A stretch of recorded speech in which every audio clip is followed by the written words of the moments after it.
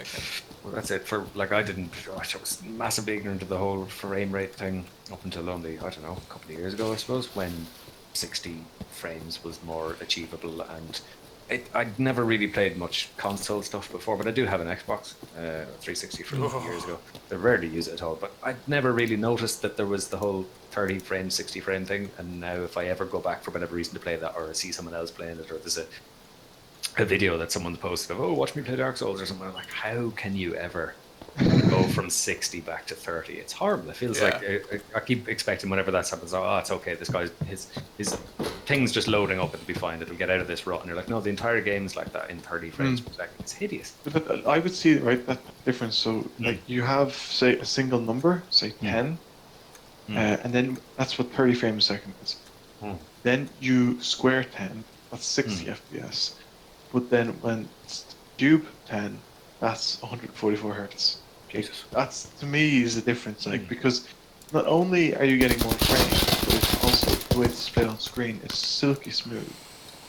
It's nice to have 60 FPS and it looks great. But when the image is smoother and sharper because there's less draggies and there's less stuttering and less stammering, I suppose you could say, in terms of the motion on the screen. It's just so much better. Like, and it does. I'll admit it. Like, I played CS. I noticed straight away I'm gonna get 100. It does give you an advantage. You have an advantage. Your screen renders that instant of a frame a little bit faster than everybody else's. So even if it's just a shoulder peeking out from the corner, you see it before a person on 60 FPS or 60 hertz because, you know, even though it's marginal, it does make a difference.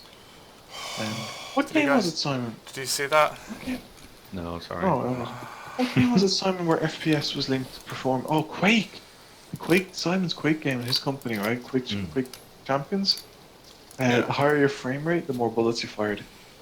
It's a lot of games. It's a lot of games that do. Yeah, there is an issue. Yeah, a lot of games like that was, you know, like that itself is awful. But which game was it that was linked? That was it the remaster of? Which was this time there was a game linked where they fucked it up? Oh, it begins with V. You bought it there at Christmas. Vanquish. Oh yeah, I was getting killed instantly. I was like, I know I'm playing it in hard mode, but this is ridiculous. And I was getting killed so quickly. It was a bug with the game because when the game was created for the Xbox 360 and PS3 years ago, 10 or so, it was capped. 60 FPS, I think. And now when it was moved to PC, they never thought about what happens when it goes over that. And yeah, people are getting wrecked. It's just fast. Like you're just getting killed instantly because it was. Yeah, they fixed it now since, but they didn't anticipate that when they were releasing it back on PC. I think does that problem happen if you play a really old PC game the old time? If you load up like Unreal Tournament or something, but it's the old original version. Well, it happened back in the very, very old days of Knights of the Sky, where the game was capped at the processor's megahertz. So when you had a faster processor, you loaded it up and you shot, and it instantly unloaded all your guns, and fucking the plane was flying around like Mach 5 biplane. There were actual emulators designed to slow games down. It was called slow-mo, wasn't it? Slow-mo sounds familiar, Yeah, and you basically then put a percentage in saying, oh, reduce the game by 33% or 66%, and it actually slowed the processor down. Because the game thinks the speed of the processor. Oh, I just gunned that man down hard. That guy was unlucky. Does he have friends? Give me your bandage. Oh, please have painkillers, young man. Oh, he's got painkillers. We're saved. My legs are blown out. What the fuck? Who said something? Someone said something. Where are the fuckers? Where are the fuckers? Oh, there's a fucker. Oh, you can't. You got away. I'm going to bed, lads. Yeah, that's sorry for keeping up so late. I didn't mean to turn into an hour-long seminar on computers, PC building. Yeah, actually, yeah. No, if it puts anyone's mind at ease, I'm not going to suddenly go out tomorrow and be like, "Don't worry about it, lads. I went down to PC World, and your man assured me this was the best PC he had. It only cost 1,200 quid. I won't even remotely similar to that. When it comes to purchases of anything over like 100 quid, I get very fucking bogged down in reviews and humming and hawing about what's the best and looking into things a bit too much. So if anything, it might be something that never actually fucking happens because I'm too busy going, I don't know, it's too expensive at the moment. But the economy isn't in the right place. Yeah, I mean, part of me in a way is, sorry, Graham, you were about to go, so I'll just say this one final thing. Part of me is tempted to just say, do maybe, if it weren't for the, I think I've already said this, but yeah, if it weren't for the whole thing of, the new gen of graphics cards coming out, what I'd probably just do initially would be like, right, buy the new monitor and the new graphics card, because those two things kind of go hand in hand. And if the other bits are going to eventually come afterwards, they're the two things that will become the most noticeable initially, I would imagine, because I assume RAM isn't going to be an issue for me at the moment as such, and I assume the processor is, mediocre, fair enough, but I'm guessing for most games outside of stuff like Tarkov and PUBG, the one that I have is adequate enough that it wouldn't cause a massive bottleneck, that you wouldn't at least get some sort of a boost out of the graphics card, and obviously then you're going to notice that on a nicer monitor.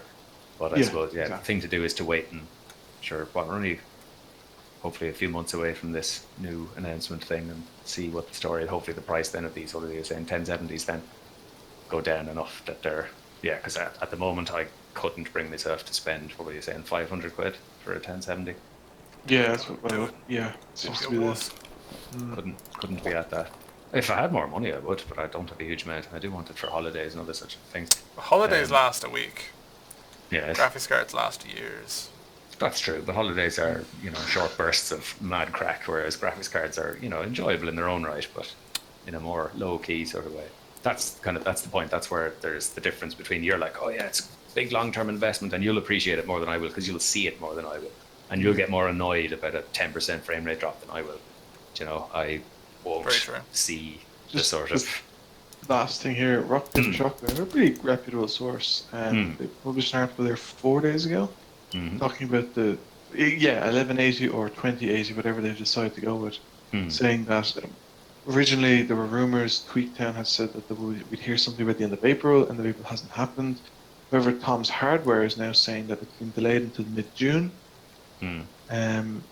And then before, Digitime shot back about a week and a half later saying that it's been delayed again due to revised production schedules, and now we won't see them until the autumn. Good. So, it's... I remember with the 1080s, it kind of came out of nowhere, Simon, because you were waiting for it. Yeah, it was fucking horrible waiting for that. And then I ordered it, and they fucked up my delivery. Remember they fucked up my... You waited like 2 months. It was dispatched to some cunt, some random bollocks. And he got my 1080, and they're like, oh... Well, we could send you out another one, but we don't have any. So we'll put you on the list. Because they were all sold out very quickly. Cunts.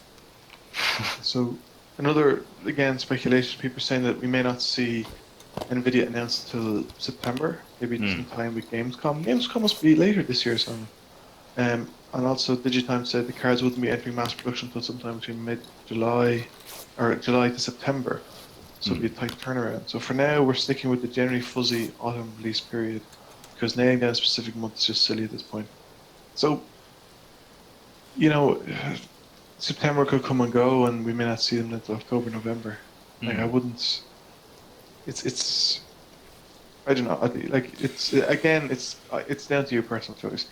Whether you save really that much by waiting for the 1180 in terms of price, I don't know. That's the ultimate question, I suppose. I mean, maybe the thing that I'll do first is buy the monitor, because the monitor is always going to be the monitor. The monitor prices obviously will gradually fall over time, but if there's no seismic shift in the price or the technology going into it, then maybe that's the first thing to get that I'll appreciate the difference in. Because, if it's always going to be the same kind of monitor that I'm looking for, maybe I should just grab that and then worry about whether or not, obviously, there's no point in buying a bunch of fancy stuff if there's a horrible bottleneck somewhere, but I don't think you'd ever not appreciate a nicer, bigger monitor. Obviously, the 100 and... Well, I don't know, I suppose there's some games where I'd get the use out of the 144 Hz. Yeah. I can't think of any... Well, it's Overwatch, I suppose. Yeah, it looked gorgeous. It looked just crisper and sharper. I'm a big fan of resolution. You'll see guys in the distance. It's not even that, though. It's the general feel of it. Like, you will... I mean, even if you can't hit 144 frames a second, match 144 hertz. If you're getting 80 or 90, you'll still feel that silky smoothness going across the screen that you wouldn't be used to. Yeah. And it does take a while. I think the best description when I got mine was everything feels a little bit more slippy. Okay. Probably just go, like, it just seems a bit too. Oh, it's a bit slow. It moves very fast. You know, it doesn't require as much. It just feels that way anyway. Yeah. It will take a while for your eyes to adjust and your movement to adjust, but a week or two and you'll be fine. Like, it's so nice. It's so nice. Maybe that's it. Then if you really want to go and get something that you'll notice straight away, yeah, a monitor. I might start. Yeah, because I'm going to be getting one anyway, regardless. And even if I don't decide, even if somehow down the line I end up spending all my money on crisps and holidays, and the gaming PC doesn't materialize this year, I won't have made a mistake by buying the monitor, because it'll still get used in the future, and more importantly, it'll still be something that I'll get use out of immediately. So maybe that's sort of, I might eye that up initially then before anything else, because if there's no need to not get one, then why not get a bit more out of it? Because I would like something a bit bigger, and I just find this thing looks a bit, strange enough, the biggest difference I notice, or not the biggest difference, what really sort of points out that how sort of crap this looks is whenever I play anything downstairs on the telly. The telly's old, but it looks way nicer on the telly than it does on this. Just, really? I think, well, presumably just because if this was designed for work PCs, they put bare bones into color and brightness. They went, well, sure, people are going to be looking at spreadsheets and maybe web pages and Outlook and whatever else. We don't need to go mad on it. Exactly. Whereas the television was designed to look pretty or whatever. So they when I used to play Overwatch actually on the couch with a wireless mouse and keyboard the odd time, and it just looks everything looks more saturated, but in a natural kind of way. It just looks nicer. Everything's a bit shinier, if you know. It's not a very technical term for it, but the whole thing just looked better on that. So maybe I'll start having a little gander at some monitors tomorrow and see if it catches me eye. Yeah, I think you wouldn't be going wrong now with that. Like, you'll definitely see the difference. Exactly. True. If I need one down the line, then there's no harm in it.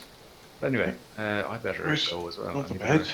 Yeah, no harm in it. I shall talk to you tomorrow. This is it. Grant, talk to you then. See you. So, yeah.